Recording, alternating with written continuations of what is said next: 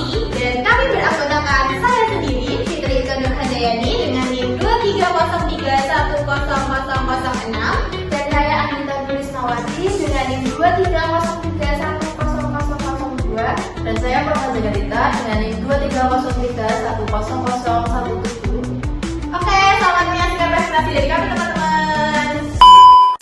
Materi yang pertama klasifikasi kembang koksi, yaitu Kingdom Animalia, Phylum Arthropoda, kelas Insecta, Ordo Coleoptera, famili Coccinellidae, genus Epilagna, spesies Epilagna Vicinthioctopunctata Fabricius.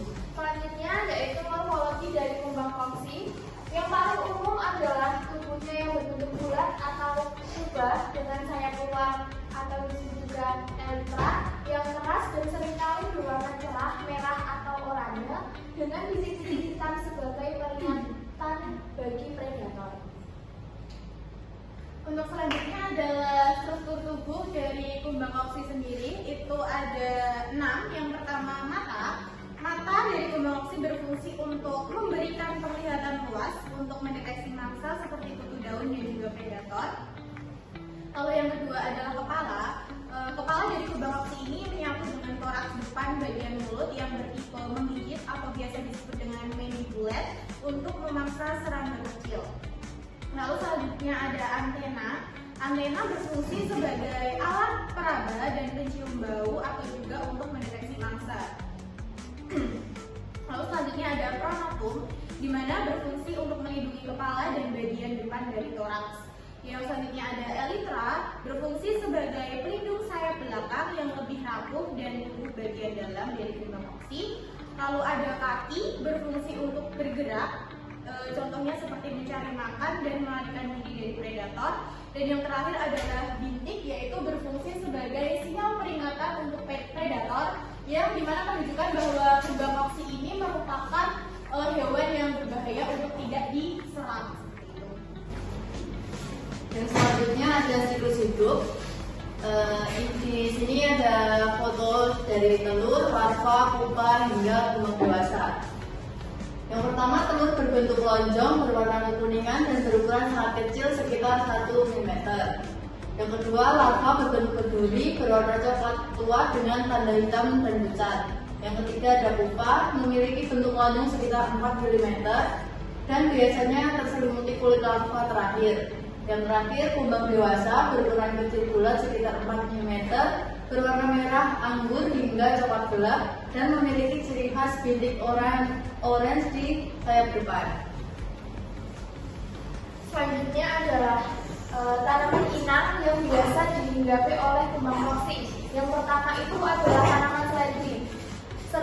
Serangan pada daun muda yang lunak, larva dan imago mengikis jaringan pada daun bawah. Bila populasi banyak, menyebabkan daun menjadi kering dan juga keriting. Yang selanjutnya adalah tanaman cabai, menjadi tempat makan dan berkembang biak kembang, menyediakan daun muda sebagai sumber makanan larva dan imago, menjadi habitat yang ideal terutama pada musim kemarau dengan kelembapan yang sedang. Yang ketiga yaitu tanaman padi. Kumbang dewasa dan larvanya menggerogoti permukaan daun padi, meninggalkan bercak putih transparan. Serangan berat bisa mengurangi luas daun hijau dan mengganggu proses fotosintesis. Yang keempat adalah tanaman melon. Daun akan tampak berlubang atau transparan karena lapisan epidermis bawah daun dimakan. Pertumbuhan tanaman terganggu dan menyebabkan penurunan hasil buah. Oke, dan untuk yang bagian terakhir adalah cara pengendalian dari hama kembang koksi ini, teman-teman.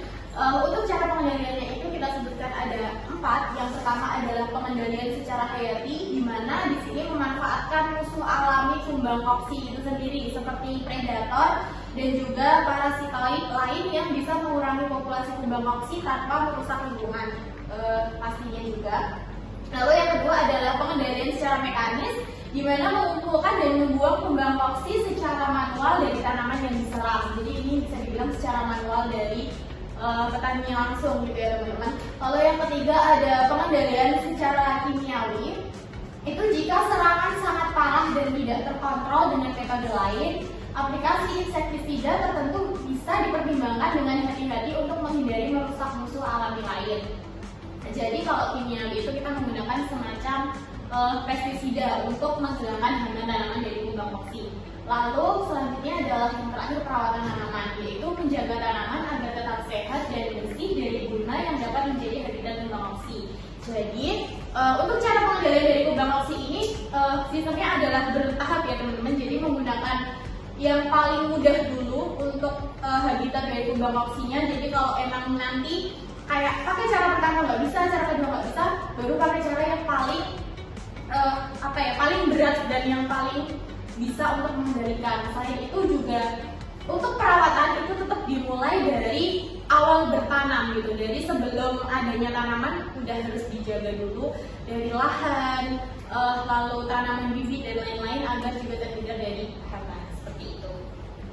Untuk kesimpulan dari materi kami yaitu kumbang koksi atau Epiracuna merupakan salah satu hama pada tanaman sayur seperti seledri, cabai, padi, dan melon. Hama ini mengalami metamorfosis sempurna melalui 4 hidup. Upaya pengendalian kumbang koksi sebaiknya dilakukan hanya bila populasinya terlalu banyak dan mulai merusak tanaman.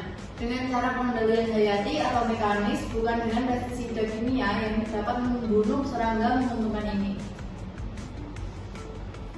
Oke, terima kasih. Sekian presentasi dari kami. Jika ada pertanyaan, silakan teman-teman bisa tanyakan di kolom komentar dan tentunya akan kita jawab. Oke, terima kasih. Sekian, mohon maaf apabila ada kesalahan dari kami, apabila ada ucapan yang kurang berkenan di hati teman-teman sekalian, kita tutup presentasi kita dengan wassalamualaikum warahmatullahi wabarakatuh. Bye bye.